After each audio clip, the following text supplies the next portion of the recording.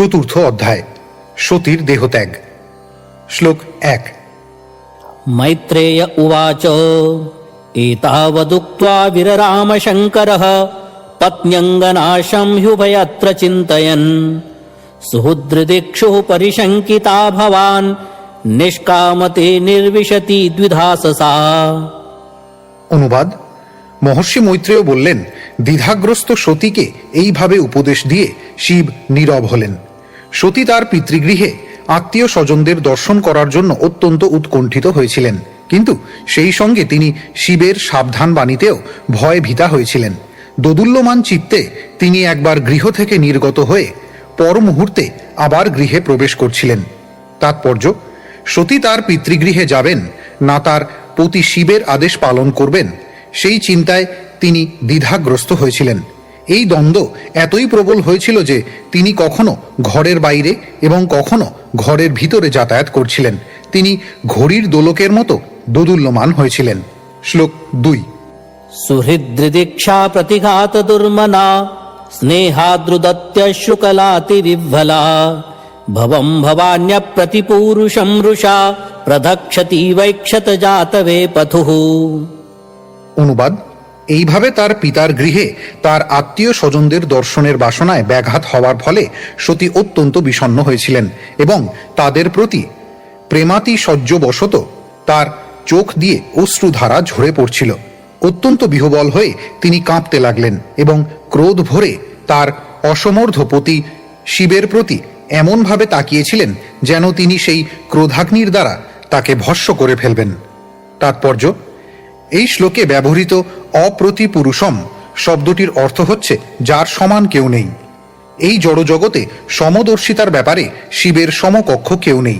তার পত্নী সতী জানতেন যে তার পতি সকলের প্রতি সমদর্শী। তাহলে কেন তিনি তার পত্নীর প্রতি এত নির্দয় হয়েছিলেন যে তাকে তার পিতৃগৃহে যেতে অনুমতি দিচ্ছিলেন না? তার ফলে তিনি অসহনীয় বেদনা অনুভব করেছিলেন এবং তিনি এমনভাবে তার পতির প্রতি তাকিয়েছিলেন যে মনে হচ্ছিল যেন তিনি তাকে ভস্ম করে ফেলবেন। পক্ষান্তরে বলা যায় যে শিব যেহেতু আত্মা, শিব মানে আত্মাও, তা এখানে ইঙ্গিত করে যে সতী আত্মহত্যা করতে উদ্যত হয়েছিলেন। অপ্রতিপুরুষ শব্দটির আরেকটি অর্থ হচ্ছে যিনি অপ্রতিদ্বন্দ্বী। শিবের অনুমতি না পাওয়ার ফলে স্ত্রীর অন্তিম অস্ত্র রোদনের আশ্রয় সতী অবলম্বন করেছিলেন, যার প্রভাবে পত্নীর প্রস্তাব গ্রহণে পতি বাধ্য হয়। শ্লোক ৩। ततो विनिश्वस्य सती विहायतं शोकेण दोषेण च दूयता हृदा पित्रोरगास्त्रेण विमूढधीर्गृहान् प्रेम्णात्मनो योर्धमदात् सतां प्रियः।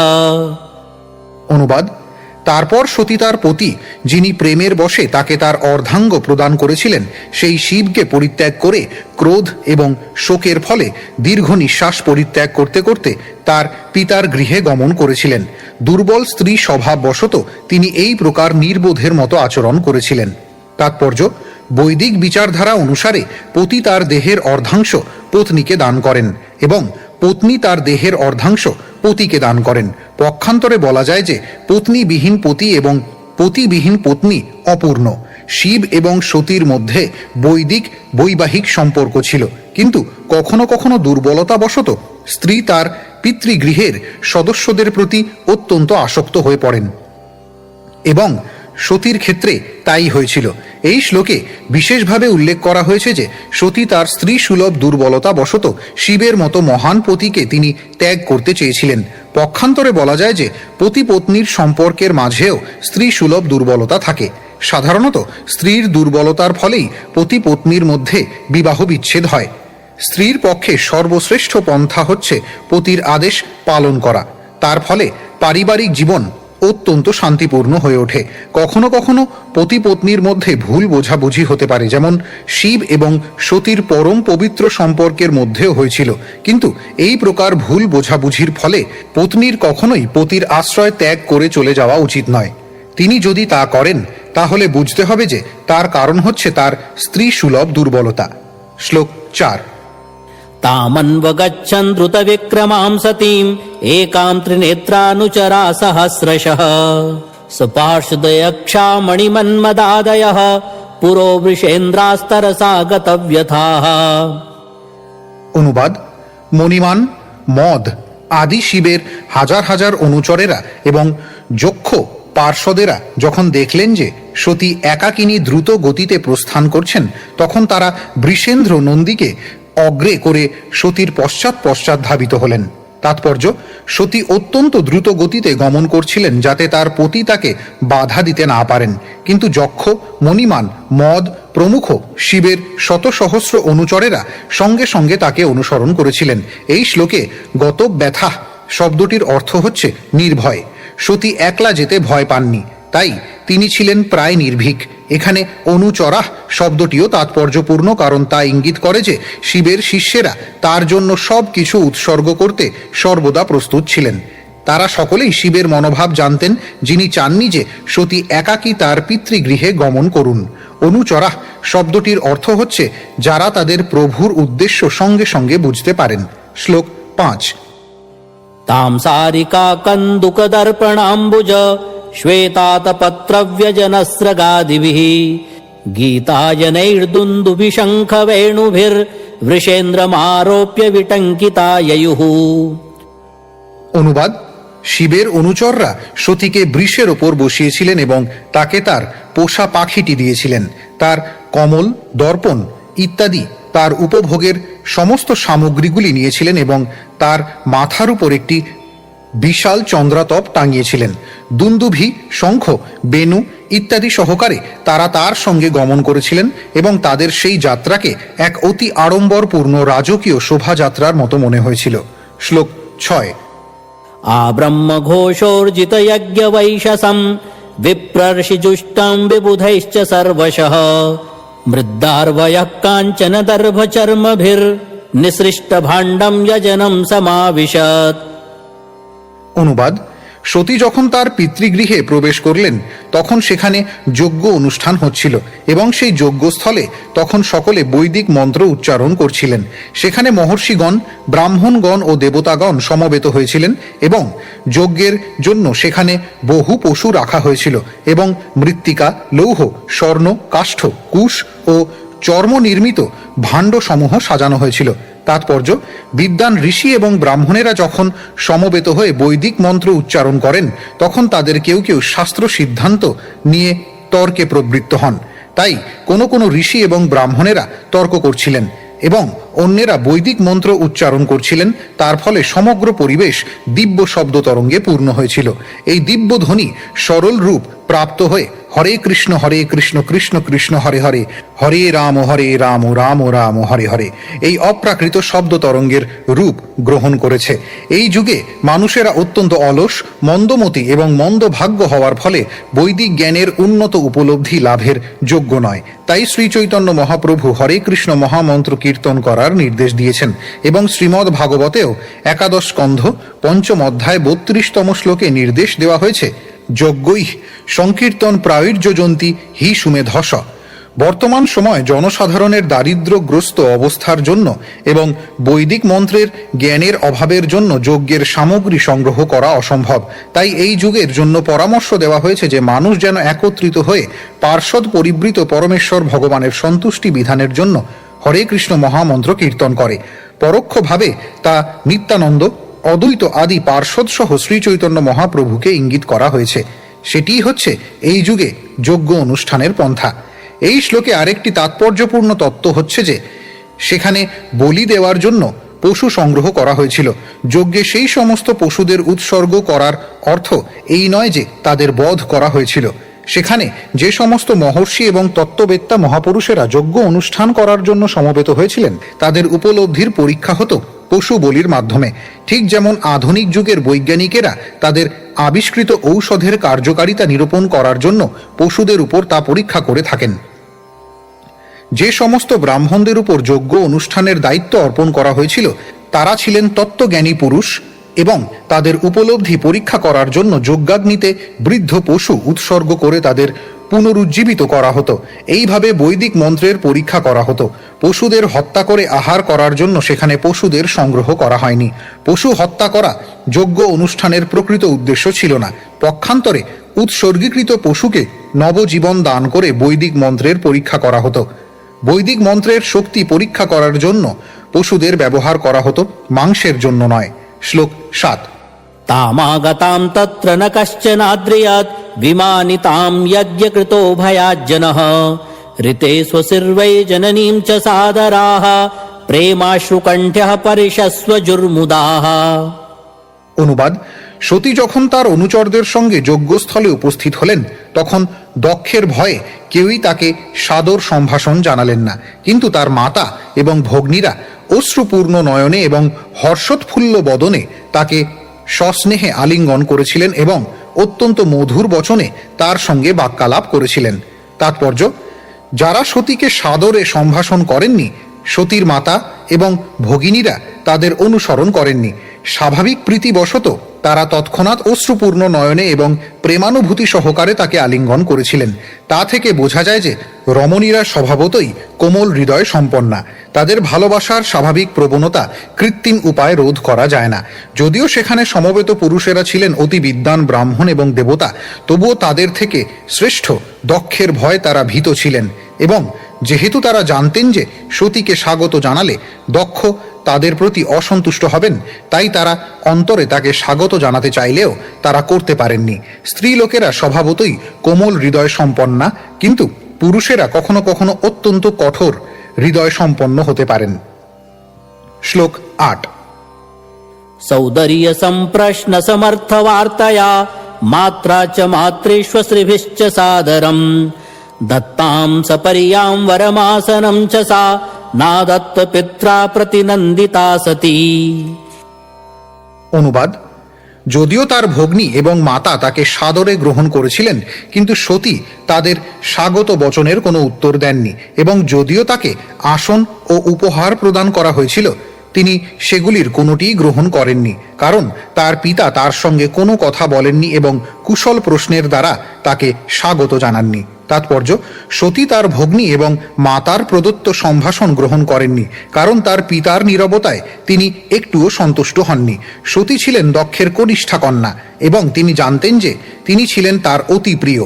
কিন্তু এখন শিবের সঙ্গে তার সম্পর্কের ফলে দক্ষ তার কন্যার প্রতি তার সমস্ত স্নেহ বিস্মৃত হয়েছেন, এবং তা সতীকে গভীরভাবে ব্যথাতুর করেছিল। দেহাত্মবুদ্ধি মানুষকে এমনভাবে কলুষিত করে যে অতি অল্প উত্তেজনার ফলে প্রেম এবং স্নেহের সমস্ত সম্পর্ক ছিন্ন হয়ে যায়। দেহের সম্পর্ক এতই ক্ষণস্থায়ী যে অল্প একটু মনোমালিন্যের ফলে স্নেহের বন্ধন ছিন্ন হয়ে যায়। শ্লোক 9। অরুদ্রভাগম তমবেক্ষ চাধ্বরম পিত্রা চ দেবে কৃতহেলনম বিভৌ অনাদৃতা যজ্ঞ সদস্যধীশ্বরী চুকোপলোকানিবধক্ষতীরুষা। অনুবাদ: যজ্ঞস্থলে গিয়ে সতী দেখলেন যে তার প্রতি শিবকে কোনো যোগ্য ভাগ দেওয়া হয়নি। তখন তিনি বুঝতে পেরেছিলেন যে শিবকে তার পিতা যজ্ঞে আমন্ত্রণ না করে কেবল অবজ্ঞাই করেননি, অধিকন্তু তার মহীয়সী পত্নীকেও অনাদর করেছেন। তার ফলে তিনি এত ক্রুদ্ধ হয়েছিলেন যে তিনি তার পিতার প্রতি এমনভাবে দৃষ্টিপাত করেছিলেন যেন তিনি তাকে ভস্ম করে ফেলবেন। তাৎপর্য: বৈদিক মন্ত্র স্বাহা উচ্চারণ করে যখন অগ্নিতে আহুতি নিবেদন করা হয়, তখন ব্রহ্মা, শিব এবং বিষ্ণু সহ সমস্ত দেবতা, ঋষিগণ এবং পিতৃদের প্রতি শ্রদ্ধা নিবেদন করা হয়। এই প্রথা অনুসারে যাদের শ্রদ্ধা নিবেদন করা হয় তাদের মধ্যে শিব একজন। কিন্তু সতী সেই যজ্ঞস্থলে উপস্থিত হয়ে দেখেছিলেন যে নমঃ শিবায় স্বাহা মন্ত্র উচ্চারণ করে ব্রাহ্মণেরা শিবের উদ্দেশ্যে আহুতি দেননি। তিনি নিজের জন্য কোনো রকম দুঃখ অনুভব করেননি, কারণ তিনি নিমন্ত্রিত না হলেও তার পিতার গৃহে আসতে প্রস্তুত ছিলেন, কিন্তু তিনি দেখতে চেয়েছিলেন তার পতিকে সম্মান প্রদর্শন করা হচ্ছে কিনা। তার আত্মীয় স্বজন, মাতা এবং ভগ্নীদের দর্শন করা ততটা গুরুত্বপূর্ণ ছিল না। এমনকি তার মাতা এবং ভগ্নীগণ যখন তাকে স্নেহ ভরে স্বাগত জানিয়েছিলেন, তখন তিনি তার প্রতি তেমন গুরুত্ব দেননি।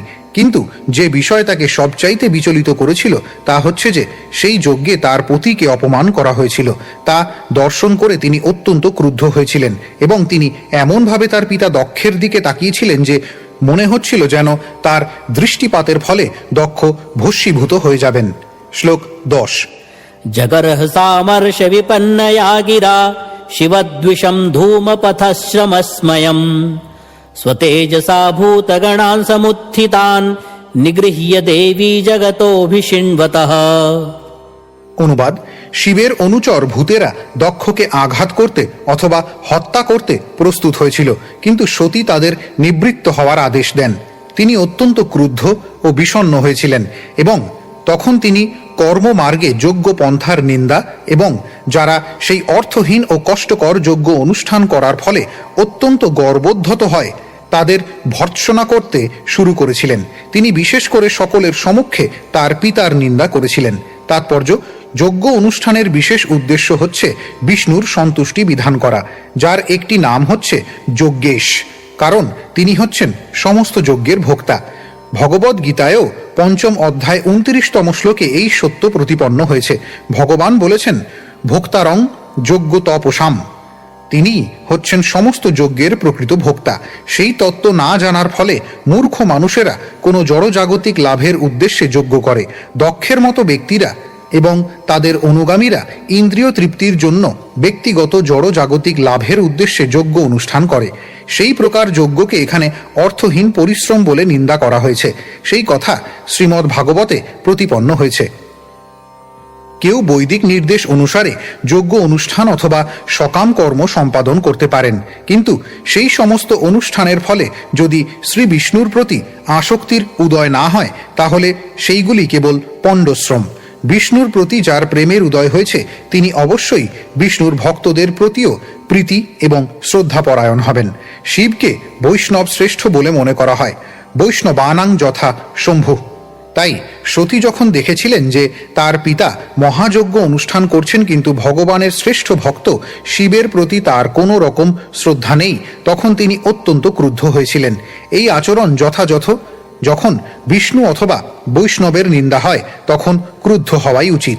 শ্রী চৈতন্য মহাপ্রভু, যিনি সর্বদা অহিংসা, বিনয় এবং নম্রতার আদর্শ প্রচার করেছেন, নিত্যানন্দ প্রভুর চরণে অপরাধ করার ফলে জগাই ও মাধাইয়ের প্রতি তিনিও অত্যন্ত ক্রুদ্ধ হন এবং তাদের সংহার করতে উদ্যত হন।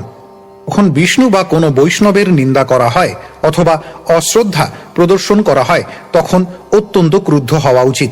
নরোত্তম দাস ঠাকুর বলেছেন, ক্রোধ ভক্ত দেশী জনে। আমাদের ক্রোধ রয়েছে এবং সেই ক্রোধ ভগবান এবং ভগবানের ভক্তদের প্রতি যারা বিদ্বেষী তাদের প্রতি প্রয়োগ করার ফলে এক মহৎ গুণে পর্যবসিত হয়। কেউ যখন বিষ্ণু অথবা বৈষ্ণবের প্রতি অপরাধ করে তখন তা সহ্য করা উচিত নয়। তার পিতার প্রতি সতীর ক্রোধ আপত্তিজনক ছিল না, কারণ তিনি তার পিতা হলেও তিনি এক মহান বৈষ্ণবের প্রতি অপরাধ করেছিলেন, তাই তার পিতার প্রতি সতীর ক্রোধ সমর্থনযোগ্য ছিল। শ্লোক 11। देव्युवाच न यस्य लोके स्थितिशाय न प्रियस्तथा प्रियो देहभृतां प्रियात्मनः तस्मिन् समस्तात्मनि मुक्तवैरके ऋते भवन्तं कथमः प्रतीपयेत्। অনুবাদ: দেবী বললেন, শিব সমস্ত জীবের প্রিয়তম, তার কোনো প্রতিদ্বন্দ্বী নেই। কেউ তার অত্যন্ত প্রিয় নয়, আবার কেউ তার শত্রুও নয়। আপনি ছাড়া আর কেউই সেই সর্বপ্রকার শত্রুতা থেকে মুক্ত। এই প্রকার বিশ্বাত্মার প্রতি ঈর্ষাপরায়ণ হতে পারে না। তাৎপর্য: ভগবদ্ গীতায় 9ম অধ্যায় 29তম শ্লোকে ভগবান বলেছেন, সমোহং সর্বভূতেষু, আমি সমস্ত জীবের প্রতি সমদর্শী। শিব পরমেশ্বর ভগবানের গুণাবতার, তাই তার মধ্যে ভগবানের প্রায় সবকটি গুণই রয়েছে। তাই তিনি সকলের প্রতি সমভাবাপন্ন। কেউই তার শত্রু নয় এবং কেউই তার বন্ধু নয়, কিন্তু যে মাৎসর্য পরায়ণ সে শিবের শত্রু হতে পারে। তাই সতী তার পিতার বিরুদ্ধে অভিযোগ করেছিলেন, আপনি কেবল শিবের প্রতি মাৎসর্য পরায়ণ হতে পারেন অথবা শত্রু হতে পারেন। অন্যান্য ঋষিগণ এবং বিদ্বান ব্রাহ্মণগণ সেখানে উপস্থিত ছিলেন, কিন্তু তারা দক্ষের আশ্রিত হলেও শিবের প্রতি ঈর্ষাপরায়ণ ছিলেন না। অতএব দক্ষই কেবল শিবের প্রতি ঈর্ষাপরায়ণ হতে পারেন, সেটিই ছিল সতীর অভিযোগ। শ্লোক 12। दोषान् परेशान् हि गुणेषु साधवो गृह्णन्ति केचिन्न भवादृशो द्विज गुणाश्च फल्गून् बहुलीकरिष्णवो महत्तमास्तेष्वदिदद्भवानघम्। অনুবাদ: হে দ্বিজ, দক্ষ, আপনার মতো ব্যক্তিরাই অন্যের গুণের মধ্যে দোষ দর্শন করেন, কিন্তু শিব কেবল অদোষদর্শীই নন। যদি কারো মধ্যে একটুও গুণ থাকে তাহলে তিনি তা মহৎ বলে প্রশংসা করেন। দুর্ভাগ্যবশত আপনি সেই প্রকার একজন মহাত্মার দোষ দর্শন করেছেন। তাৎপর্য, এখানে রাজা দক্ষকে তার কন্যা সতী দ্বিজ বলে সম্বোধন করেছেন। দ্বিজ বলতে ব্রাহ্মণ, ক্ষত্রিয় এবং বৈশ্য এই ধরনের উচ্চ বর্ণের মানুষদের বোঝায়। পক্ষান্তরে বলা যায় যে দ্বিজ কোনো সাধারণ মানুষ নন। যিনি সদ্গুরুর কাছে বৈদিক শাস্ত্র অধ্যয়ন করেছেন এবং সৎ ও অসতের পার্থক্য নিরূপণে সমর্থ, তিনিই হচ্ছেন দ্বিজ। অতএব আশা করা যায় যে তিনি ন্যায় এবং দর্শন হৃদয়ঙ্গম করেছেন। দক্ষ কন্যা সতী তার পিতার সমক্ষে প্রবল যুক্তি উত্থাপন করেছিলেন। অত্যন্ত গুণবান কিছু ব্যক্তি রয়েছেন যারা কেবল অপরের সদ্গুণগুলি দর্শন করেন। মধুকর যেমন ফুলের মধু সংগ্রহে আগ্রহী কিন্তু ফুলের কাঁটা এবং রঙের বিবেচনা করে না, তেমনি অত্যন্ত বিরল মহাত্মাগণ কেবল অন্যের সদ্গুণগুলি দর্শন করেন। তারা তাদের দোষের বিচার করেন না, কিন্তু সাধারণ মানুষেরা দোষ এবং গুণের বিচার করে। অসাধারণ মহাত্মাদেরও বিভিন্ন স্তর রয়েছে এবং সর্বোত্তম মহাত্মা হচ্ছেন তিনি যিনি মানুষের তুচ্ছ গুণকেও মহৎ বলে প্রশংসা করেন। শিবের আরেকটি নাম আশুতোষ, যার অর্থ হচ্ছে যে তিনি সহজেই সন্তুষ্ট হন এবং যে কোনো ব্যক্তিকে সর্বোচ্চ স্তরের বর দান করেন। যেমন এক সময় শিবের এক ভক্ত বর চেয়েছিল যে সে যারই মস্তক স্পর্শ করবে তৎক্ষণাৎ তার মস্তক তার দেহ থেকে বিচ্ছিন্ন হয়ে যাবে। শিব তাতে রাজি হন, যদিও সেই বরটি মোটেই প্রশংসনীয় ছিল না, কারণ শিবের এই ভক্তটি তার শত্রুদের হত্যা করতে চেয়েছিল। কিন্তু শিব সেই ভক্তটির সদ্গুণগুলির কথা বিবেচনা করে তাকে সেই বর দান করেছিলেন। শিব তার দোষগুলিকেও সদ্গুণ বলে গ্রহণ করেছিলেন, কিন্তু সতী তার পিতার বিরুদ্ধে অভিযোগ করেছিলেন। আপনি ঠিক তার বিপরীত। যদিও শিব সমস্ত সদ্গুণে পূর্ণ এবং তার কোনো দোষ নেই, তবুও আপনি তাকে খারাপ বলে মনে করেছেন এবং তার দোষ দর্শন করেছেন। তার সদ্গুণগুলিকে দোষ বলে গ্রহণ করার ফলে আপনি মহাত্মা হওয়ার পরিবর্তে দুরাত্মায় পরিণত হয়েছেন এবং সব চাইতে অধঃপতিত হয়েছেন। অন্য ব্যক্তিদের সদ্গুণগুলি গ্রহণ করার ফলে মানুষ মহাত্মায় পরিণত হন, কিন্তু অনর্থক অন্যের সদ্গুণগুলিকে দোষ বলে বিবেচনা করার ফলে আপনি সব চাইতে অধঃপতিত হয়েছেন। শ্লোক 13। নাশ্চর্যমেতদ্যদসৎসু সর্বদা মহদ্বিনিন্দা কুণপাত্মবাদিষু সৈশ্বর্যম মহাপুরুষপাদপাংশুভির নিরস্ততেজসুতদেব শোভনম। অনুবাদ: যারা নশ্বর জড় দেহটিকে আত্মা বলে মনে করে তারা যে সর্বদা মহাত্মাদের নিন্দা করে তাতে আশ্চর্য হওয়ার কিছু নেই। জড় বিষয় আসক্ত ব্যক্তিদের এই প্রকার ঈর্ষা অতি উত্তম, কারণ তার ফলে তারা অধঃপতিত হয়। মহাপুরুষদের পদরেণু সমূহ তাদের তেজ নাশ করে। তাৎপর্য: সব কিছুই নির্ভর করে গ্রহণকর্তার শক্তির উপর। যেমন প্রচণ্ড সূর্যকিরণে বহু বনস্পতি এবং ফুল শুকিয়ে যায়, আবার অন্য অনেক বনস্পতি খুব সুন্দরভাবে বৃদ্ধি পায়। এইভাবে বৃদ্ধি এবং হ্রাস নির্ভর করে গ্রহিতার উপর। তেমনি মহীয়সাং পাদ রাজহ ভিষেকম, মহাপুরুষদের পাদপদ্মের রজগ্রহিতাকে সর্ববিধ মঙ্গল প্রদান করে, কিন্তু সেই রজই আবার ক্ষতি করতে পারে। যারা মহাত্মার শ্রী পাদপদ্মে অপরাধ করেন তাদের সমস্ত দিব্য সদ্গুণগুলি বিনষ্ট হয়ে যায় এবং তারা শুকিয়ে যায়। মহাত্মা অপরাধ ক্ষমা করতে পারেন, কিন্তু শ্রীকৃষ্ণ সেই মহাপুরুষদের চরণ কমলের ধূলির প্রতি কৃত অপরাধ ক্ষমা করেন না। ঠিক তেমন কেউ তার মস্তকে প্রচণ্ড সূর্যকিরণ সহ্য করতে পারেন, কিন্তু তার চরণে সেই তীব্র সূর্যকিরণ সহ্য করতে পারেন না। অপরাধী ক্রমশই অধঃপতিত হতে থাকে। সে স্বাভাবিকভাবেই মহাত্মার চরণে অপরাধ করতে থাকে। অপরাধ সাধারণত তারাই করে যারা ভ্রান্তভাবে তাদের নশ্বর দেহটিকে তাদের স্বরূপ বলে মনে করে। রাজা দক্ষ তার দেহকে তার আত্মা বলে মনে করে সেই ভ্রান্ত ধারণায় গভীরভাবে মগ্ন ছিলেন। তিনি শিবের শ্রীপাদপদ্মে অপরাধ করেছিলেন, কারণ তিনি মনে করেছিলেন যে তার দেহটি সতীর দেহের পিতা হওয়ার ফলে শিবের থেকে তিনি শ্রেষ্ঠ। সাধারণত মূর্খ মানুষেরা এই ভ্রান্ত ধারণায় মগ্ন থাকে এবং তারা দেহাত্ম বুদ্ধি সম্পন্ন হয়ে আচরণ করে। তার ফলে তারা মহাত্মার শ্রী পাদপদ্মে অধিক থেকে অধিকতর অপরাধ করতে থাকে। যারা এই প্রকার ধারণা সমন্বিত তাদের গরু এবং গাধার মতো পশুদের সমপর্যায়ভুক্ত বলে বিবেচনা করা হয়। শ্লোক 14। यद्वक्षरं नाम गिरेरितं नृणां सकृत्प्रसङ्गादगमाशु हन्ति तत् पवित्रकीर्तिं तमलङ्घ्य शासनं भवानहो द्वेष्टि शिवं शिवेतरः। অনুবাদ: সতী বললেন, হে পিতা, দুই অক্ষর সমন্বিত যার নাম উচ্চারণের ফলে সমস্ত পাপ বিনষ্ট হয় এবং মানুষ পবিত্র হয়, যার আদেশ কখনো লঙ্ঘন করা যায় না, সেই শিবের প্রতি বিদ্বেষ ভাবাপন্ন হয়ে আপনি ঘোরতম অপরাধ করছেন। শিব সর্বদাই পবিত্র এবং মঙ্গল স্বরূপ এবং আপনি ছাড়া আর কেউ তার প্রতি দ্বেষ করেন না। তাৎপর্য: যেহেতু শিব এই জড় জগতে সমস্ত জীবদের মধ্যে সবচাইতে মহান আত্মা, তাই তার শিব এই নামটি তাদের পক্ষে অত্যন্ত মঙ্গলময়, যারা তাদের দেহকে তাদের আত্মা বলে মনে করে। এই প্রকার ব্যক্তিরা যদি শিবের আশ্রয় গ্রহণ করে তাহলে তারা ধীরে ধীরে বুঝতে পারবে যে তাদের জড় দেহটি তাদের স্বরূপ নয়, তাদের প্রকৃত স্বরূপ হচ্ছে চিন্ময় আত্মা। শিব মানে হচ্ছে মঙ্গল, এই দেহে অবস্থিত আত্মা হচ্ছে মঙ্গলময়। অহং ব্রহ্মাস্মি, আমি ব্রহ্ম, এই উপলব্ধিটি মঙ্গলময়। জীব যতক্ষণ পর্যন্ত তার আত্মাকে তার স্বরূপ বলে উপলব্ধি করতে না পারে ততক্ষণ সে যা কিছু করে তা সবই অমঙ্গলজনক। শিব মানে মঙ্গলময় এবং শিবের ভক্তরা ধীরে ধীরে সেই চিন্ময় উপলব্ধির স্তরে উন্নীত হন, কিন্তু সেটি সব কিছু নয়।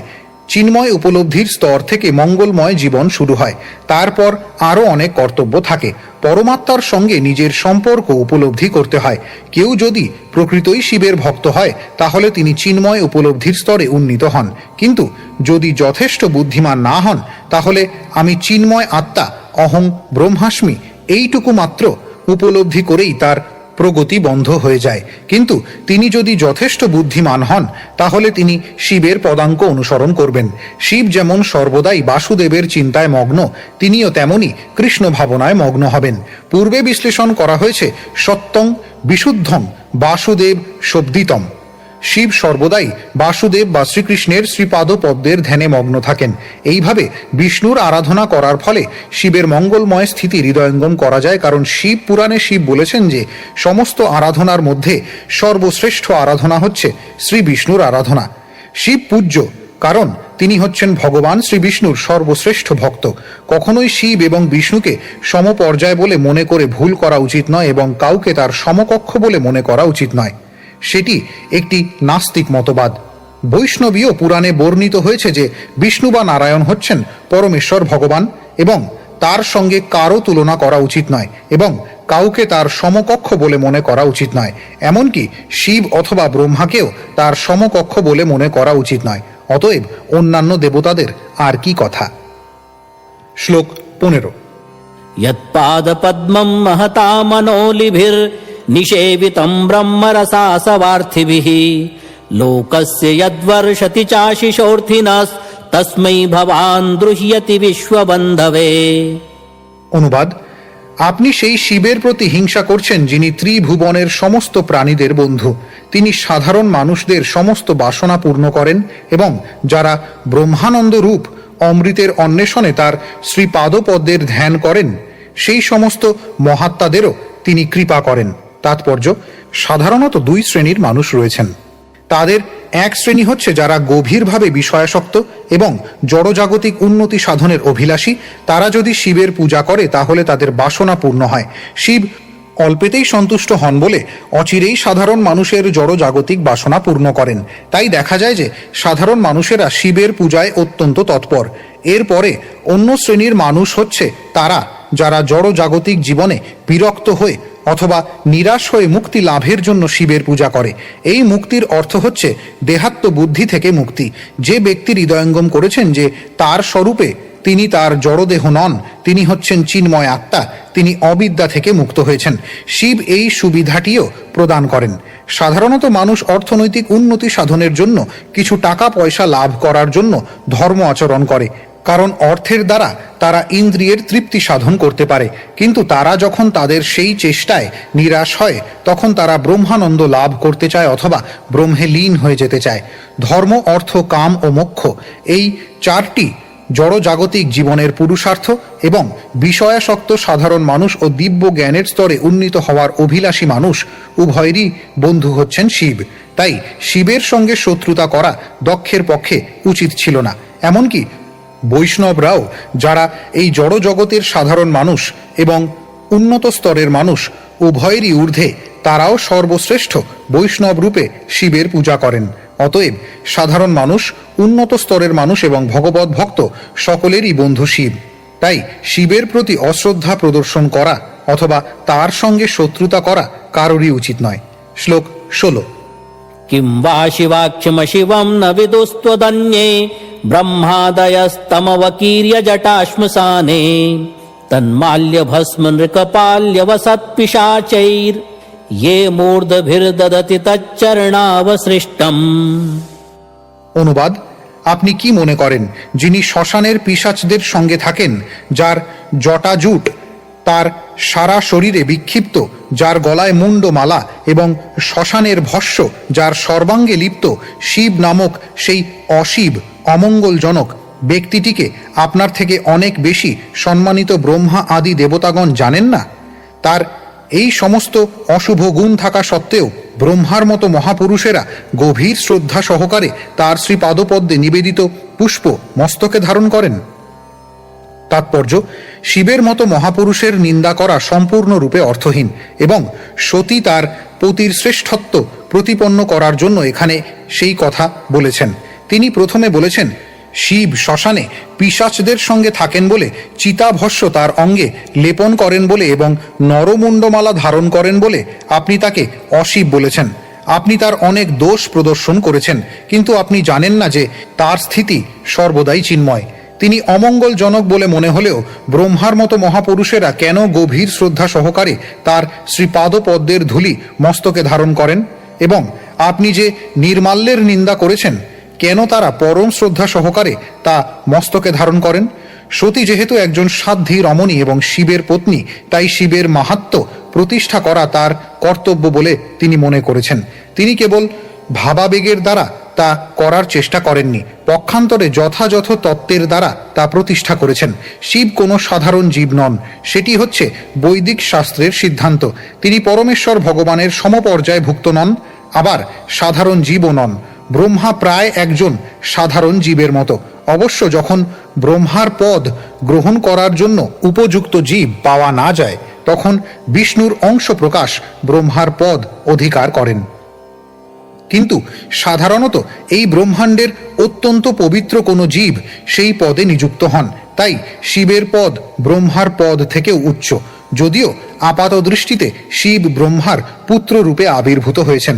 এখানে উল্লেখ করা হয়েছে যে ব্রহ্মার মতো মহাপুরুষেরাও শিবের তথাকথিত অশুভ নির্মাল্য এবং পদধূলি গ্রহণ করেন। ব্রহ্মার পুত্র মরীচি, অত্রি, ভৃগু আদি 9 জন মহর্ষি, তারা সকলেই এইভাবে শিবকে সম্মান করেন। তারা সকলেই জানেন যে শিব কোনো সাধারণ জীব নন। বহু পুরাণে কখনো কখনো বর্ণনা করা হয়েছে যে কোনো কোনো দেবতা এত উন্নত স্তর প্রাপ্ত হয়েছেন যে তিনি প্রায় পরমেশ্বর ভগবানের সমপর্যায়ে ভুক্ত। কিন্তু বিষ্ণু যে পরমেশ্বর ভগবান, সেই কথা প্রতিটি শাস্ত্রেই প্রতিপন্ন হয়েছে। ব্রহ্ম সংহিতায় শিবকে দধির সঙ্গে তুলনা করা হয়েছে। দধি দুধ থেকে অভিন্ন। যেহেতু দুধই বিকার প্রাপ্ত হয়ে দধিতে পরিণত হয়, সেই বিচারে দধিও একদিক থেকে দুগ্ধ। তেমনি একদিক দিয়ে শিব পরমেশ্বর ভগবান, কিন্তু অন্য দিক দিয়ে দেখতে গেলে তিনি ভগবান নন। ঠিক যেমন দধিও দুধ, যদিও তাদের মধ্যে পার্থক্য রয়েছে। বৈদিক শাস্ত্রে এই সমস্ত বর্ণনা রয়েছে। যখন দেখা যায় যে কোনো দেবতা আপাত দৃষ্টিতে পরমেশ্বর ভগবানের থেকে উন্নত, তখন বুঝতে হবে যে সেই বিশেষ দেবতার প্রতি ভক্তের মনোযোগ আকর্ষণ করার জন্য এইভাবে তা বর্ণনা করা হয়েছে। ভগবদ গীতায়ও 9ম অধ্যায় 25তম শ্লোকে উল্লেখ করা হয়েছে যে কেউ যখন কোনো বিশেষ দেবতার পূজা করতে চান, তখন অন্তর্যামী রূপে হৃদয় বিরাজমান পরমেশ্বর ভগবান তাকে সেই দেবতার প্রতি অধিক থেকে অধিকতর আসক্তি প্রদান করেন, যাতে তিনি দেবলোকে উন্নীত হতে পারেন। জানতি দেবব্রতা দেবান। দেবতাদের পূজা করার ফলে দেবতাদের লোকে উন্নীত হওয়া যায়, তেমনি পরমেশ্বর ভগবানের আরাধনা করার ফলে ভগবত ধামে উন্নীত হওয়া যায়। বৈদিক শাস্ত্রের বিভিন্ন স্থানে সেই কথা উল্লেখ করা হয়েছে। সতী এখানে শিবের প্রশংসা করেছেন। তার একটি কারণ হচ্ছে শিব তার পতি হওয়ার ফলে তিনি স্বাভাবিকভাবেই তার প্রতি শ্রদ্ধাপরায়ণা, এবং অন্য কারণটি হচ্ছে শিবের স্থিতি সাধারণ জীবদের থেকে, এমনকি ব্রহ্মার থেকেও অনেক ঊর্ধ্বে। শিবের অতি উন্নত পদ ব্রহ্মা স্বীকার করেছেন, তাই সতীর পিতা দক্ষেরও তাকে স্বীকার করা উচিত। সেটি ছিল সতীর বক্তব্য। সতী যদিও তার পিতৃগৃহে আসার পূর্বে শিবের কাছে অনুনয় করে বলেছিলেন যে তিনি তার ভগিনী এবং মাতাকে দর্শন করার জন্য সেখানে আসতে চেয়েছিলেন, কিন্তু প্রকৃতপক্ষে তিনি সেই যজ্ঞ অনুষ্ঠানে অংশগ্রহণ করার জন্য আসেননি। সেটি ছিল একটি অজুহাত মাত্র, কারণ প্রকৃতপক্ষে শিবের প্রতি বিদ্বেষ ভাবাপন্ন না হওয়ার জন্য তার পিতা দক্ষকে বোঝাতে চেয়েছিলেন, এবং সেই বাসনা হৃদয় ধারণ করে তিনি সেখানে এসেছিলেন। সেটি ছিল তার সেখানে আসার প্রধান উদ্দেশ্য। তিনি যখন তার পিতাকে বোঝাতে অক্ষম হয়েছিলেন, তখন তিনি তার পিতৃপ্রদত্ত দেহটি ত্যাগ করেছিলেন, যা পরবর্তী শ্লোকগুলি থেকে আমরা জানতে পারব। শ্লোক 17। कर्णौ पिधाय निरयाद्यद कल्प ईशे धर्माभितर्य सृणभिर्नृभिरस्य माने छिन्द्यात्प्रसह्य रुशतीमसतीं प्रभुश्चेत् जिह्वामसूनपि ततो विसृजेत् स धर्मः। অনুবাদ: সতী বললেন, যদি কোনো দায়িত্ব জ্ঞানহীন ব্যক্তি ধর্মরক্ষক প্রভুর নিন্দা করে, তাহলে ভৃত্যের কর্তব্য হচ্ছে তাকে দণ্ড দান করতে সমর্থ না হলে তার কান আচ্ছাদন করে সেখান থেকে চলে যাওয়া। কিন্তু তিনি যদি মারতে সক্ষম হন, তাহলে বলপূর্বক সেই নিন্দুকের জিহ্বা ছেদন করা উচিত, অথবা তাকে বধ করা উচিত। তারপর নিজের জীবন ত্যাগ করা উচিত। তাৎপর্য: সতী যুক্তি প্রদর্শন করেছিলেন যে কোনো ব্যক্তি যদি কোনো মহাপুরুষের নিন্দা করে, তাহলে সে হচ্ছে সবচাইতে অধম। কিন্তু দক্ষ আত্মপক্ষ সমর্থন করে যুক্তি প্রদর্শন করতে পারতেন যে যেহেতু তিনি একজন প্রজাপতি, বহু জীবের প্রভু এবং ব্রহ্মাণ্ডের একজন মহান অধ্যক্ষ, তাই তার অতি উচ্চ পদের মর্যাদা প্রদর্শন করে তার নিন্দা না করে সতীর তার সদ্গুণাবলী দর্শন করা উচিত। এই যুক্তির উত্তর হচ্ছে যে সতী তার নিন্দা করছিলেন না, তার অভিযোগের জবাব দিচ্ছিলেন। যদি সম্ভব হতো তাহলে তিনি দক্ষের জিহ্বা কেটে ফেলতেন, কারণ দক্ষ শিবের নিন্দা করেছিলেন। পক্ষান্তরে বলা যায় যে শিব যেহেতু ধর্মরক্ষক, তাই কেউ যদি তার নিন্দা করে তাহলে তৎক্ষণাৎ তাকে হত্যা করা উচিত, এবং এই প্রকার ব্যক্তিকে হত্যা করার পর নিজের জীবন ত্যাগ করা উচিত। সেটিই হচ্ছে পন্থা। কিন্তু যেহেতু দক্ষ ছিলেন সতীর পিতা, তাই সতী মনস্থ করেছিলেন যে তাকে হত্যা না করে শিব নিন্দা শ্রবণ করার ফলে তার যে মহাপাপ হয়েছিল তা খালনের জন্য নিজের জীবন ত্যাগ করবেন। শ্রীমদ্ ভাগবতে এখানে এই উপদেশ দেওয়া হয়েছে যে কোনো অবস্থাতেই মহাপুরুষের নিন্দা সহ্য করা উচিত নয়। কেউ যদি ব্রাহ্মণ হয় তাহলে তার দেহত্যাগ করা উচিত নয়, কারণ তাহলে ব্রহ্ম হত্যার পাপ হবে। অতএব ব্রাহ্মণের কর্তব্য হচ্ছে তার কর্ণ আচ্ছাদন করে সেখান থেকে চলে যাওয়া, যাতে সেই নিন্দা তাকে আর না শুনতে হয়। অপরাধীর দণ্ড দান করার ক্ষমতা ক্ষত্রিয়ের রয়েছে, তাই ক্ষত্রিয়ের কর্তব্য হচ্ছে নিন্দুকের জিহ্বা কেটে ফেলা এবং তাকে বধ করা। কিন্তু বৈশ্য এবং শূদ্রদের কর্তব্য হচ্ছে তৎক্ষণাৎ দেহত্যাগ করা। সতী দেহত্যাগ করতে স্থির করেছিলেন, কারণ তিনি নিজেকে শূদ্র এবং বৈশ্যের সমান বলে মনে করেছিলেন। ভগবদ্গীতায় 9ম অধ্যায় 32তম শ্লোকে যেমন বলা হয়েছে, স্ত্রীয় বৈশ্যাস তথা শূদ্রাহ, স্ত্রী, শূদ্র এবং বৈশ্য সমপর্যায় ভুক্ত। যেহেতু নির্দেশ দেওয়া হয়েছে যে শিবের মতো একজন মহাপুরুষের নিন্দা শ্রবণ করলে বৈশ্য এবং শূদ্রদের তৎক্ষণাৎ দেহত্যাগ করা উচিত, তাই সতী দেহত্যাগ করবেন বলে স্থির করেছিলেন। শ্লোক 18। अतस्तवोत्पन्नमिदं कलेवरं न धारयिष्ये शितिकण्ठगर्हिणः जग्धस्य मोहाद्दिविशुद्धिमन्धसो जुगुप्सितस्योद्धरणं प्रचक्षते। অনুবাদ: তাই আমি আর এই অযোগ্য শরীর ধারণ করব না, যা আমি আপনার কাছ থেকে প্রাপ্ত হয়েছি, কারণ আপনি শিবের নিন্দা করেছেন। কেউ যদি ভ্রান্তিবশত কোনো বিষাক্ত খাদ্য ভক্ষণ করে ফেলে, তাহলে তা বমন করাই তার নিরাময়ের শ্রেষ্ঠ উপায়। তাৎপর্য: সতী যেহেতু ভগবানের বহিরঙ্গা শক্তির মূর্ত প্রতীক, তাই তার পক্ষে বহু দক্ষ সমন্বিত বহু ব্রহ্মাণ্ড ধ্বংস করার ক্ষমতা ছিল। কিন্তু তাহলে হয়তো কেউ তার প্রতি শিবের বিরুদ্ধে অভিযোগ আনতে পারত যে তিনি নিজে অক্ষম বলে তার পত্নী সতীর দ্বারা দক্ষকে সংহার করেছিলেন। এই অপবাদ থেকে তার পতিকে রক্ষা করার জন্য সতী দেহত্যাগ করতে মনস্থ করেছিলেন। শ্লোক 19।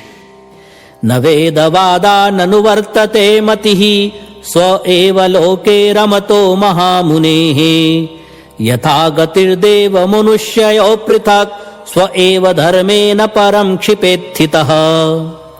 অনুবাদ: অন্যের সমালোচনা না করে নিজের কর্তব্য কর্ম সম্পাদন করাই শ্রেয়। অতি উচ্চ স্তরের পরমার্থবাদীরা কখনো কখনো বেদের বিধি নিষেধ লঙ্ঘন করেন, কারণ তাদের সেইগুলি অনুসরণ করার আবশ্যকতা হয় না। ঠিক যেমন দেবতারা অন্তরিক্ষে বিচরণ করেন, কিন্তু সাধারণ মানুষেরা ভূপৃষ্ঠে ভ্রমণ করে। তাৎপর্য: সর্বোচ্চ স্তরের পরমার্থবাদী এবং সবচাইতে অধঃপতিত বদ্ধ জীবের আচরণ একই রকম বলে মনে হয়। অতি উন্নত পরমার্থবাদী বেদের সমস্ত বিধিনিষেধ লঙ্ঘন করতে পারেন, ঠিক যেমন অন্তরিক্ষে বিচরণকারী দেবতারা ভূপৃষ্ঠের অরণ্য এবং পাহাড় পর্বতের প্রতিবন্ধকতার দ্বারা প্রতিহত হন না। কিন্তু সাধারণ মানুষের পক্ষে, যাদের অন্তরিক্ষে বিচরণ করার ক্ষমতা নেই, তাদের এই সমস্ত প্রতিবন্ধকতাগুলির সম্মুখীন হতে হয়। যদিও মনে হয় যে পরমপ্রিয় শিব বেদের বিধিনিষেধগুলি পালন করছেন না, তবুও এইভাবে বেদ বিধি লঙ্ঘন করার ফলে তার কোনো অনিষ্ট হয় না। কিন্তু কোনো সাধারণ মানুষ যদি শিবের অনুকরণ করতে চায়, তাহলে মস্ত বড় ভুল হবে। সাধারণ মানুষদের পক্ষে বেদের সমস্ত বিধিনিষেধগুলি পালন করা অবশ্য কর্তব্য, কিন্তু চিন্ময় স্তরে অধিষ্ঠিত ব্যক্তির পক্ষে সেইগুলি পালন করার আবশ্যকতা থাকে না।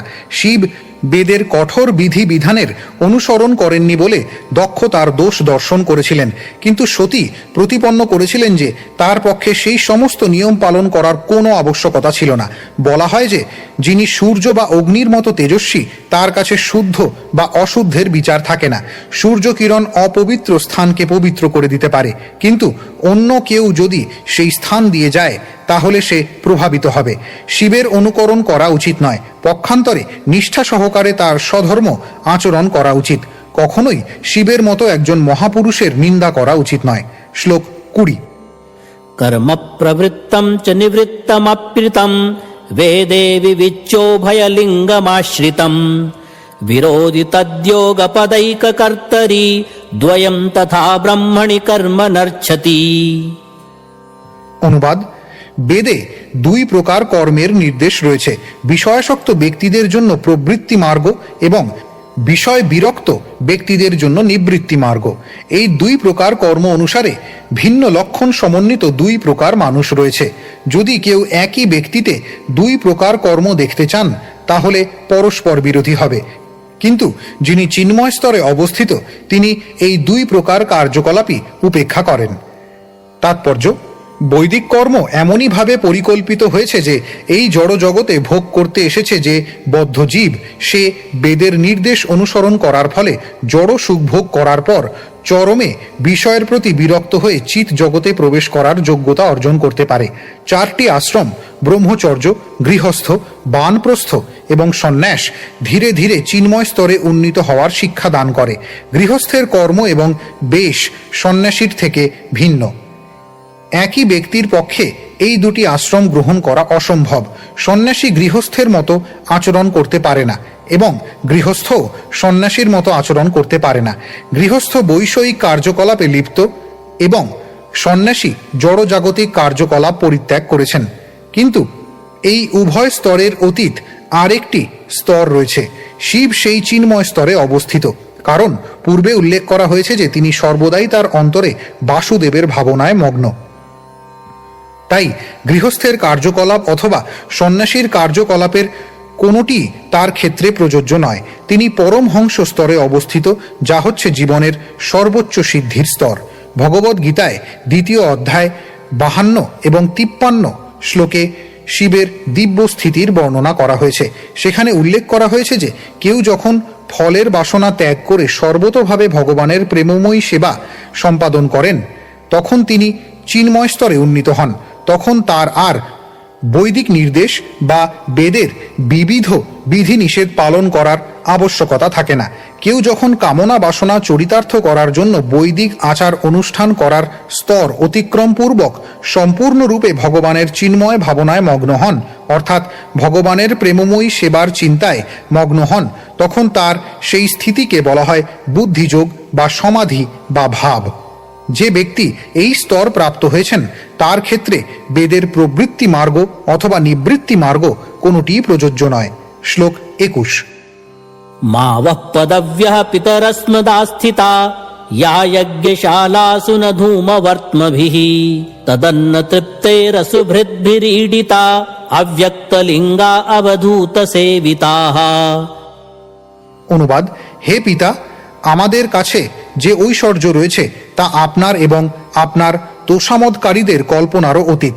যারা মহান যজ্ঞ অনুষ্ঠান করে সকাম কর্মে প্রবৃত্ত হয় তারা কেবল যজ্ঞান্ন ভোজন করে তাদের দেহের আবশ্যিকতাগুলি চরিতার্থ করার ব্যাপারে মগ্ন থাকে, কিন্তু আমরা কেবল ইচ্ছার দ্বারা আমাদের ঐশ্বর্য প্রদর্শন করতে পারি।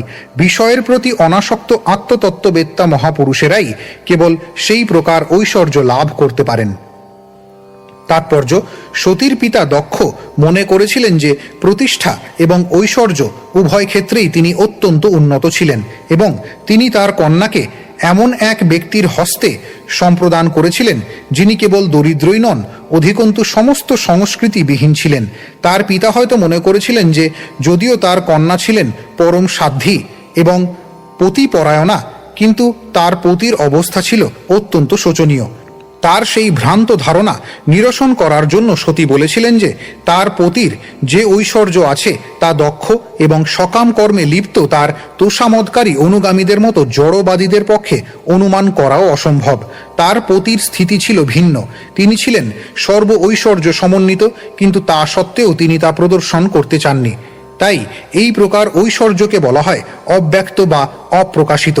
কিন্তু যদি প্রয়োজন হতো তাহলে কেবল ইচ্ছার দ্বারা শিব তার আশ্চর্যজনক ঐশ্বর্য প্রদর্শন করতে পারতেন, এবং সেই প্রকার ঘটনার ইঙ্গিত তিনি এখানে দিয়েছিলেন, কারণ তা অচিরেই ঘটতে যাচ্ছিল। শিবের যে ঐশ্বর্য তা কেবল বৈরাগ্য এবং ভগবত প্রেমের দ্বারা উপভোগ করা যায়, ইন্দ্রিয় তৃপ্তির পন্থার ভৌতিক প্রদর্শনে নয়। এই প্রকার ঐশ্বর্যের অধিকারী হচ্ছেন চতুষ্ষণ, নারদ, শিব আদি মহাপুরুষগণ, অন্যেরা নয়। এই শ্লোকে বৈদিক সকাম কর্মের অনুষ্ঠানকারীদের নিন্দা করা হয়েছে।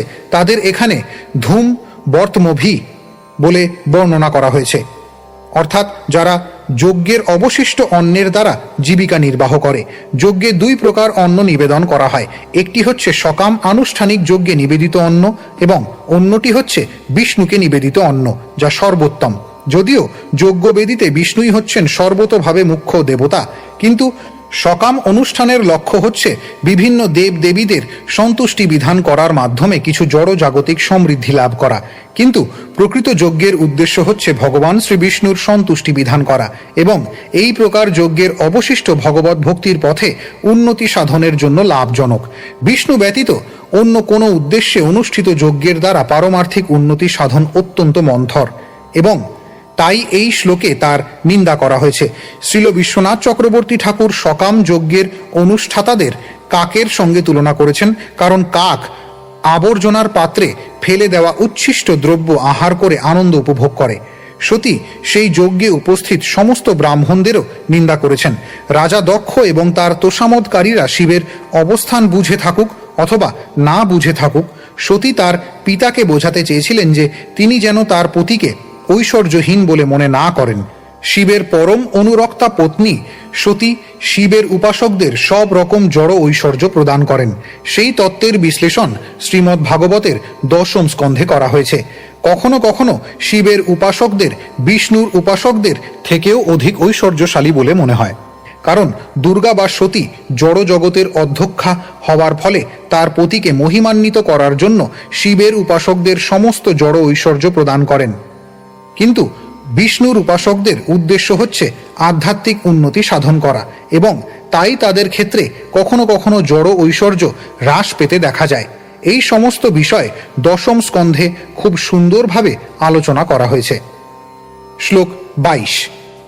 নৈতেন দেহেন হরে কৃতাগসো দেহোদ্ভবেনালমলম কুজন্মনা व्रीडाममाभूत्कुजन प्रसङ्गतस्तज्जन्म धिग्यो महतामवद्यकृत्। অনুবাদ: আপনি শিবের চরণ কমলে অপরাধ করেছেন এবং দুর্ভাগ্যবশত আমার এই শরীর আপনার থেকে উৎপন্ন হয়েছে। আপনার সঙ্গে আমার এই দৈহিক সম্পর্কের ফলে আমি অত্যন্ত লজ্জিত। মহাপুরুষের চরণ কমলের প্রতি অপরাধী ব্যক্তির সঙ্গে সম্পর্কের ফলে আমার এই দেহ দূষিত হয়েছে বলে আমি নিজেকে ধিক্কার দিই। তাৎপর্য: শিব হচ্ছেন সমস্ত বিষ্ণু ভক্তদের মধ্যে শ্রেষ্ঠ। বলা হয়েছে বৈষ্ণবানাং যথা শম্ভু। শম্ভু বা শিব হচ্ছেন সর্বশ্রেষ্ঠ বৈষ্ণব। পূর্ববর্তী শ্লোকে সতী বর্ণনা করেছেন যে শিব শুদ্ধ বসুদেব সত্ত্বে অবস্থিত হওয়ার ফলে সর্বদাই চিন্ময় স্তরে অধিষ্ঠিত। বসুদেব হচ্ছে সেই অবস্থা যার থেকে শ্রীকৃষ্ণ বা বাসুদেবের জন্ম হয়। সুতরাং শিব হচ্ছেন শ্রীকৃষ্ণের শ্রেষ্ঠ ভক্ত এবং সতীর আচরণ আদর্শ স্বরূপ, কারণ ভগবান শ্রীবিষ্ণু অথবা তার ভক্তের নিন্দা কখনোই সহ্য করা উচিত নয়। শিবের সঙ্গিনী হওয়ার ফলে সতীর ক্ষোভ হয়নি, কিন্তু এই জন্য হয়েছিল যে তার দেহ শিবের শ্রীপাদপদ্মে অপরাধী দক্ষের সঙ্গে সম্পর্কিত ছিল।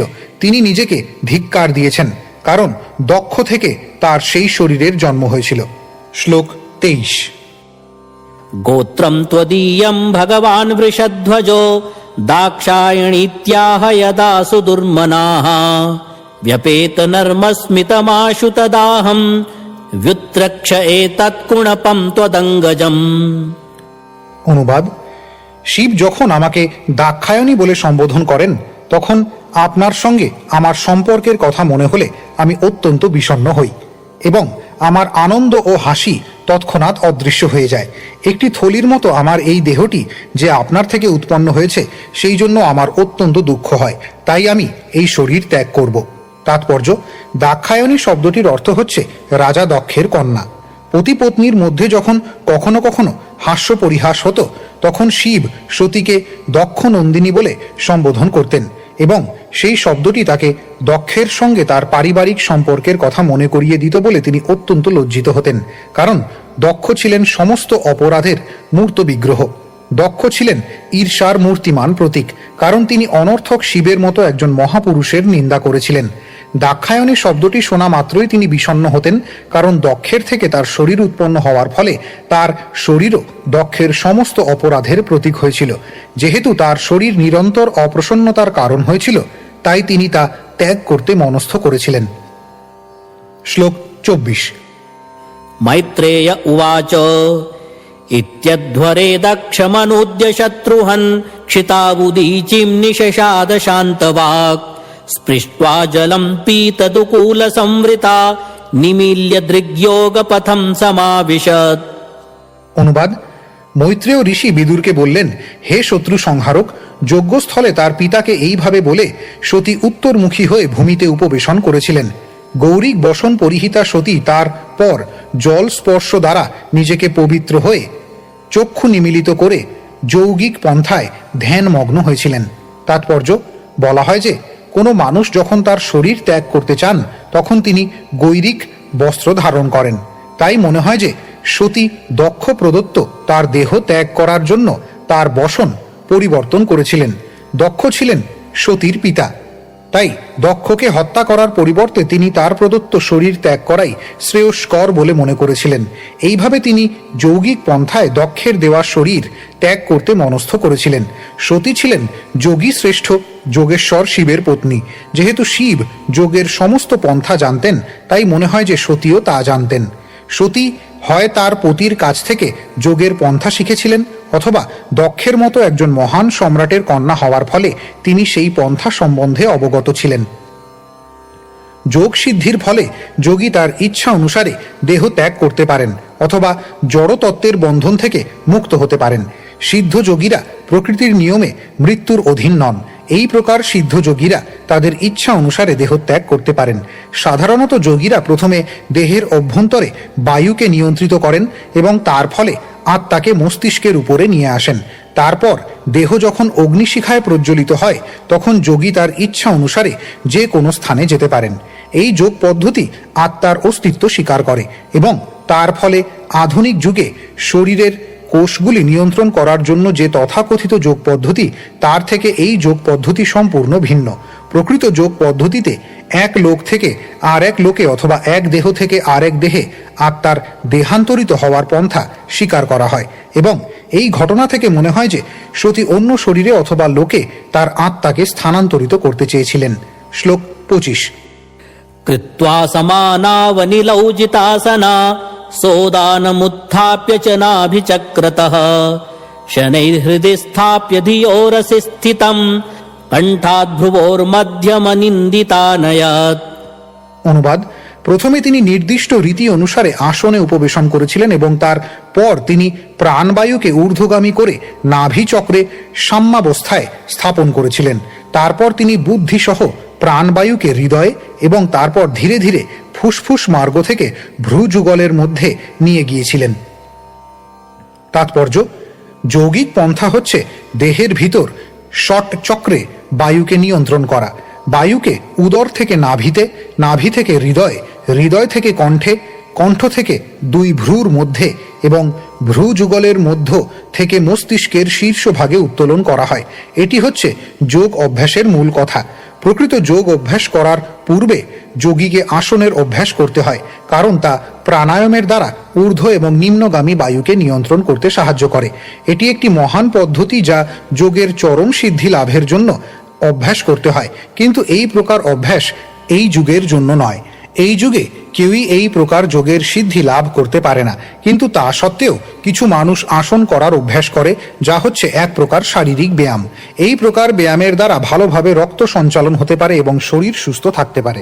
কিন্তু কেউ যদি এই ব্যায়াম পর্যন্তই যোগ অভ্যাস সীমিত রাখে, তাহলে সে কখনোই যোগের সর্বোচ্চ সিদ্ধি লাভ করতে পারবে না। কেশব শ্রুতিতে যোগের পন্থা বর্ণিত হয়েছে। সেখানে বলা হয়েছে যে প্রাণ শক্তিকে ইচ্ছা অনুসারে নিয়ন্ত্রণ করা যায় এবং এক দেহ থেকে আরেক দেহে অথবা এক স্থান থেকে আরেক স্থানে স্থানান্তরিত করা যায়। পক্ষান্তরে বলা যায় যে দেহকে সুস্থ রাখাই যোগ অভ্যাসের উদ্দেশ্য নয়। অধ্যাত্ম উপলব্ধির যে কোনো দিব্য প্রক্রিয়া আপনা থেকেই শরীরকে সুস্থ রাখে, কারণ আত্মাই সর্বদা দেহকে সুস্থ রাখে। যে মুহূর্তে আত্মা দেহ থেকে চলে যায়, তৎক্ষণাৎ জড় দেহটি পচতে শুরু করে। যে কোনো আধ্যাত্মিক পন্থা অন্য কোনো রকম প্রয়াস ব্যতীতই দেহকে সুস্থ রাখে। কিন্তু কেউ যদি মনে করেন যে যোগ অভ্যাসের চরম উদ্দেশ্য হচ্ছে দেহকে সুস্থ রাখা, তাহলে তিনি ভুল করছেন। যোগের প্রকৃত সিদ্ধি হচ্ছে আত্মাকে উচ্চতর স্তরে উন্নীত করা অথবা জড় জগতের বন্ধন থেকে মুক্ত করা।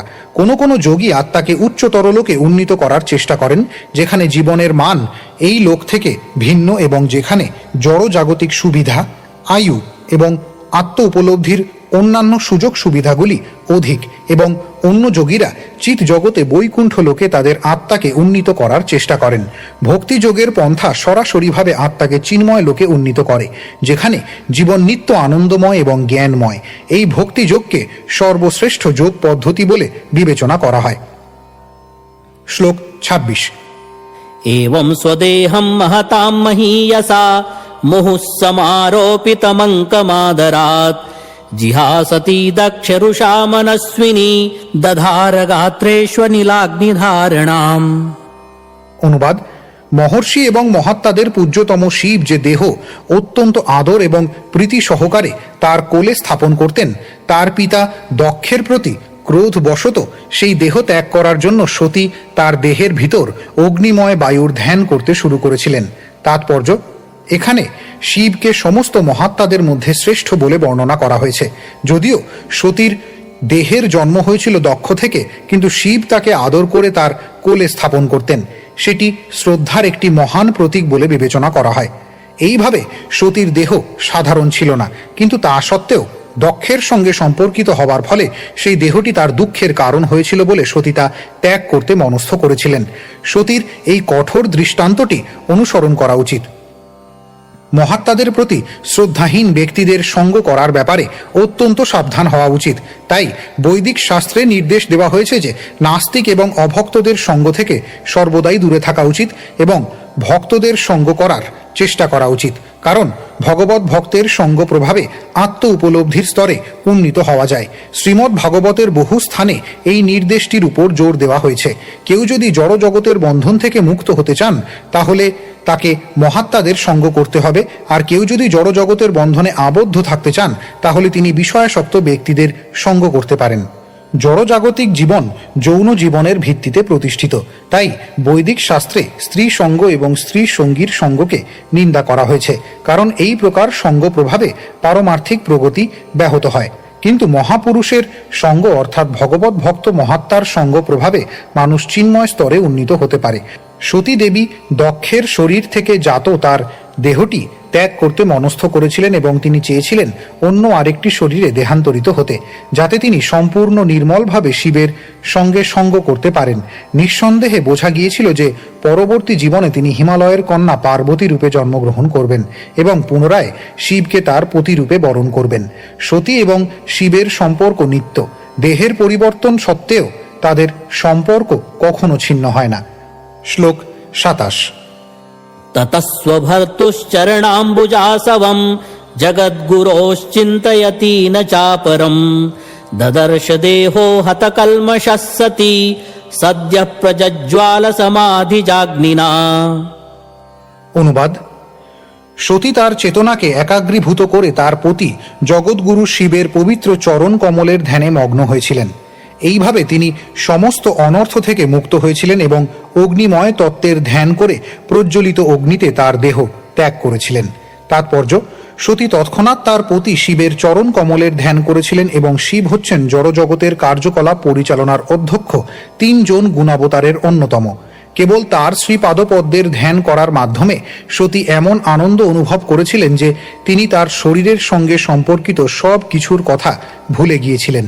এই আনন্দ নিশ্চিতভাবে ভৌতিক ছিল, কারণ তিনি অন্য আরেকটি জড় শরীর লাভের উদ্দেশ্যে তার এই শরীরটি ত্যাগ করেছিলেন।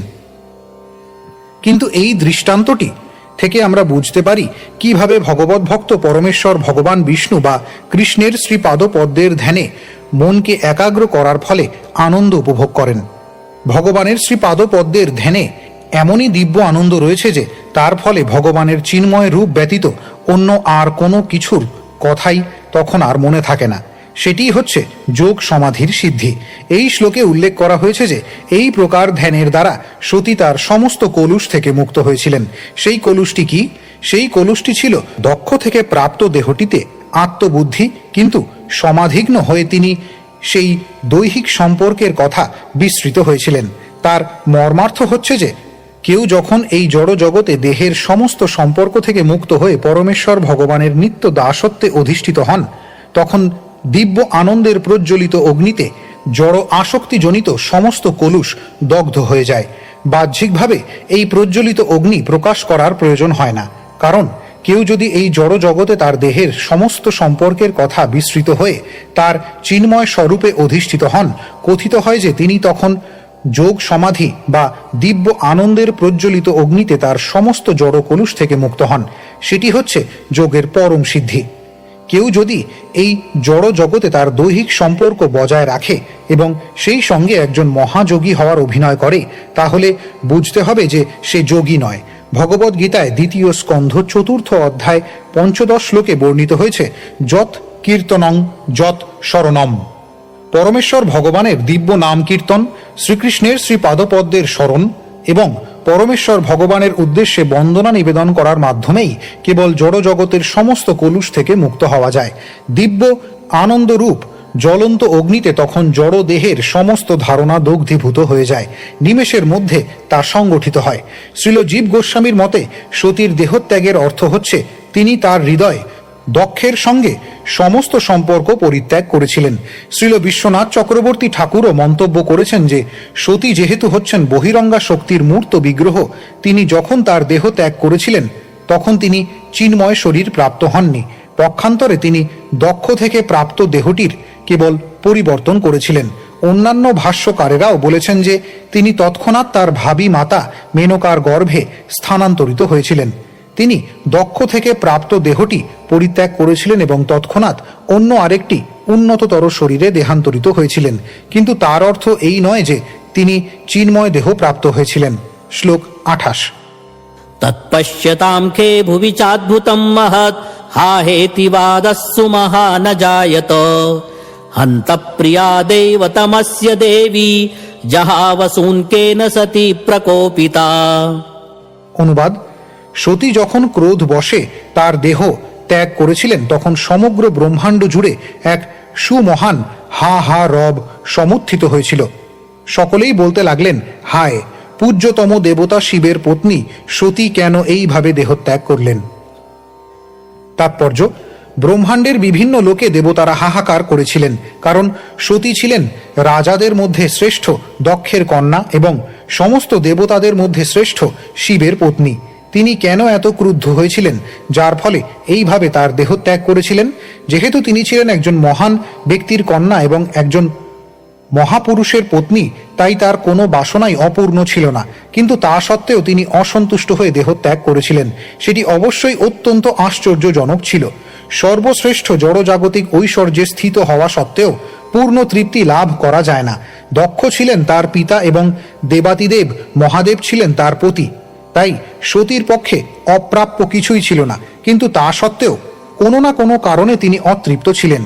তাই শ্রীমদ্ ভাগবতে প্রথম স্কন্ধ 2 অধ্যায় 6 শ্লোকে বিশ্লেষণ করা হয়েছে যে মানুষকে প্রকৃত সন্তোষ লাভ করতে হয়। জয়াত্মা সু প্রসিদতি। কিন্তু আত্মা অর্থাৎ শরীর, মন এবং আত্মা সবই সম্পূর্ণরূপে প্রসন্ন হয় যখন কেবল পরম তত্ত্বের প্রতি ভগবত ভক্তির বিকাশ হয়। স বই পুংসাং পর ধর্ম যত ভক্তিরোধক্ষজে। অধক্ষজ মানে হচ্ছে পরম তত্ত্ব। কেউ যদি পরমেশ্বর ভগবানের প্রতি তার অনন্য প্রেম বিকশিত করতে পারেন, তাই কেবল পূর্ণ সন্তোষ প্রদান করতে পারে। অন্যথায় এই জড় জগতে অথবা অন্য কোথাও পূর্ণরূপে সন্তুষ্ট হওয়ার কোনো সম্ভাবনা নেই। শ্লোক 29। অহো অনাত্ম্যম মহদস্য পশ্যত প্রজাপতের্যস্য চরাচরম প্রজাঃ জহাবসূন যদ্বিমতাত্মজা সতি মনস্বিনী মানমভীক্ষণমর্হতি। অনুবাদ: এটি অত্যন্ত আশ্চর্যের বিষয় যে প্রজাপতি দক্ষ, যিনি সমস্ত জীবের পালনকর্তা, তিনি তার অতি সাধ্বী এবং মনস্বিনী কন্যা সতীর প্রতি এত অনাদর করেছিলেন যে তার সেই অবজ্ঞার ফলে তিনি দেহত্যাগ করেছেন। তাৎপর্য: এখানে অনাত্ম শব্দটি তাৎপর্যপূর্ণ। আত্ম শব্দের অর্থ হচ্ছে আত্মার জীবন। অতএব এই শব্দটি ইঙ্গিত করে যে যদিও দক্ষকে জীবিত বলে মনে হয়েছিল, প্রকৃতপক্ষে তিনি ছিলেন মৃত।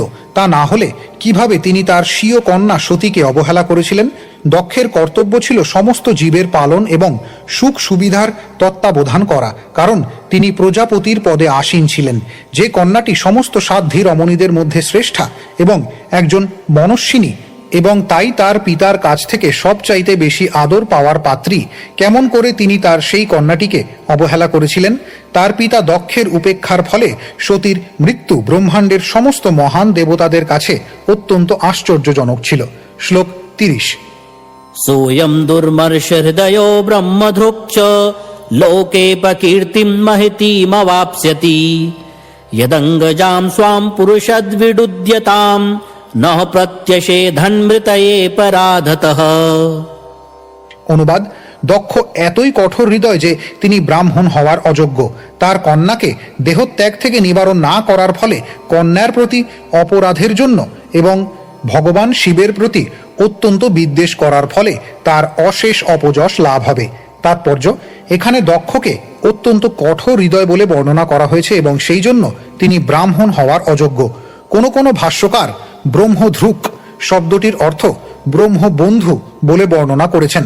যে ব্যক্তি ব্রাহ্মণ পরিবারে জন্মগ্রহণ করেছে কিন্তু যার ব্রাহ্মণোচিত কোনো গুণ নেই, তাকে বলা হয় ব্রহ্মবন্ধু। ব্রাহ্মণেরা সাধারণত অত্যন্ত কোমল হৃদয় এবং সহনশীল, কারণ তাদের মন এবং ইন্দ্রিয়কে দমন করার ক্ষমতা রয়েছে। দক্ষ কিন্তু একেবারেই সহিষ্ণু ছিলেন না। তার জামাতা শিব উঠে দাঁড়িয়ে তাকে আনুষ্ঠানিকভাবে সম্মান না করার মতো একটি অতি তুচ্ছ কারণে তিনি এত ক্রুদ্ধ এবং কঠোর হৃদয় হয়েছিলেন যে তিনি তার প্রিয়তম কন্যাকে দেহত্যাগ করতে দেখেও নিবারণ করেননি। শ্বশুর এবং জামাতার বিরোধের মীমাংসা করার জন্য সতী যথাসাধ্য চেষ্টা করেছিলেন।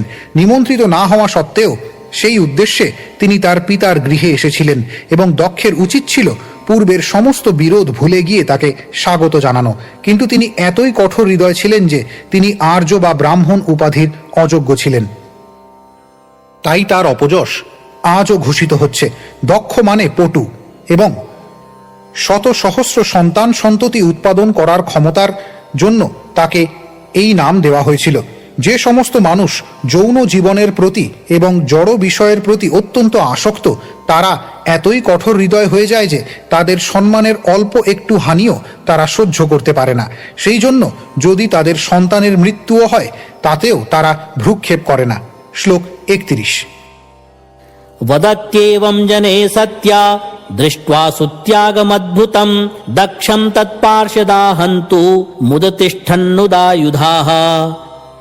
অনুবাদ: সতীর এই আশ্চর্যজনক স্বেচ্ছা মৃত্যুতে যখন সকলে এইভাবে কথা বলছিলেন, তখন সতীর সঙ্গে শিবের যে সমস্ত অনুচরেরা এসেছিলেন তারা তাদের অস্ত্রশস্ত্র নিয়ে দক্ষকে হত্যা করতে উদ্যত হয়েছিলেন। তাৎপর্য: সতীর সঙ্গে যে সমস্ত পার্শ্বদেরা এসেছিলেন তাদের কর্তব্য ছিল সমস্ত বিপদ থেকে তাকে রক্ষা করা, কিন্তু যেহেতু তারা তাদের প্রভুর পত্নীকে রক্ষা করতে অসমর্থ হয়েছিলেন, তাই তারা তার জন্য মৃত্যুবরণ করতে মনস্থ করেছিলেন এবং মৃত্যুবরণ করার পূর্বে তারা দক্ষকে হত্যা করতে চেয়েছিলেন। অনুচরদের কর্তব্য হচ্ছে প্রভুকে রক্ষা করা, এবং তা যদি সম্ভব না হয় তাহলে তাদের মৃত্যুবরণ করা কর্তব্য।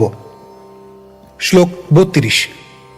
तेषामापततां वेगं निशाम्य भगवान् भृगुः यज्ञग्नग्नेन यजुषा दक्षिणाग्नौ जुहावः। অনুবাদ: তাদের প্রবল বেগে আসতে দেখে ভৃগু মুনি বিপদ আশঙ্কা করে যজ্ঞ বিনাশকারীদের অচিরে হত্যা করার উদ্দেশ্যে তৎক্ষণাৎ যজুর্বেদীয় মন্ত্র উচ্চারণপূর্বক দক্ষিণ দিকস্থ যজ্ঞাগ্নিতে আহুতি প্রদান করেছিলেন। তাৎপর্য: এখানে বৈদিক মন্ত্রের আশ্চর্যজনক শক্তির একটি দৃষ্টান্ত দেখা যায়। বর্তমান কলিযুগে সুদক্ষ মন্ত্র উচ্চারণকারী ব্রাহ্মণ পাওয়া যায় না, তাই বৈদিক যজ্ঞ অনুষ্ঠান এই যুগে নিষিদ্ধ হয়েছে।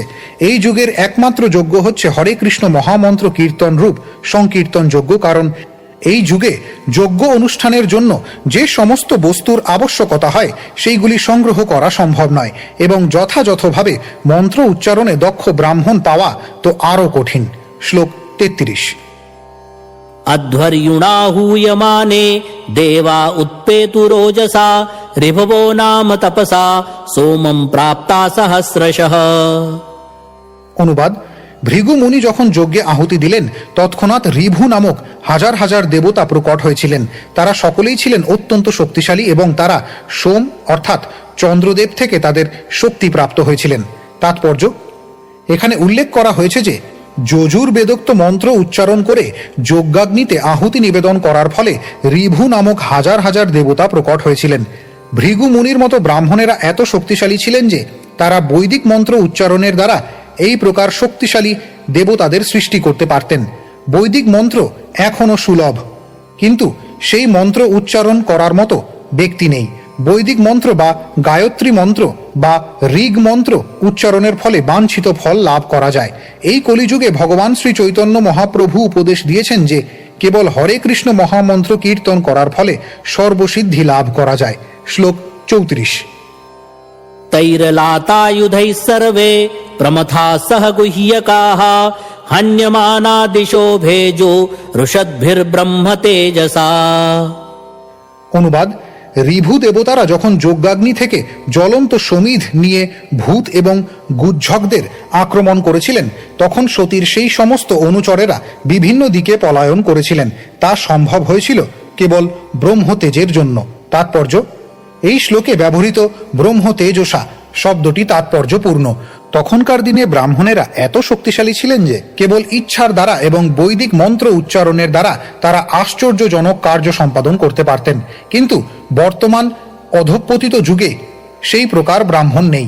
পাঞ্চরাত্রিক পদ্ধতি অনুসারে ব্রহ্মণ্য সংস্কৃতি নষ্ট হয়ে যাওয়ার ফলে এই যুগের সমগ্র জনসাধারণ শূদ্রে পরিণত হয়েছে। কিন্তু কেউ যদি কৃষ্ণ ভক্তি হৃদয়ঙ্গম করার লক্ষণ প্রদর্শন করেন তাহলে বৈষ্ণব স্মৃতির বিধান অনুসারে তাকে একজন সম্ভাব্য ব্রাহ্মণ বলে স্বীকার করতে হবে এবং সর্বোচ্চ সিদ্ধি প্রাপ্তির জন্য তাকে সমস্ত সুযোগ সুবিধা প্রদান করতে হবে। শ্রী চৈতন্য মহাপ্রভুর মহাবদান্য উপহার হচ্ছে যে এই অধঃপতিত যুগেও কেউ যদি হরে কৃষ্ণ মহামন্ত্র কীর্তনের পন্থা অবলম্বন করেন যা আত্ম উপলব্ধির সমস্ত কার্যকলাপের সিদ্ধি প্রদানে সক্ষম, তাহলে তিনি মানুষ জীবনের সর্বোচ্চ সিদ্ধি লাভ করতে পারেন। ইতি শ্রীমদ্ ভাগবতের চতুর্থ স্কন্ধের সতীর দেহত্যাগ নামক চতুর্থ অধ্যায়ের ভক্তি বেদান্ত তাৎপর্য।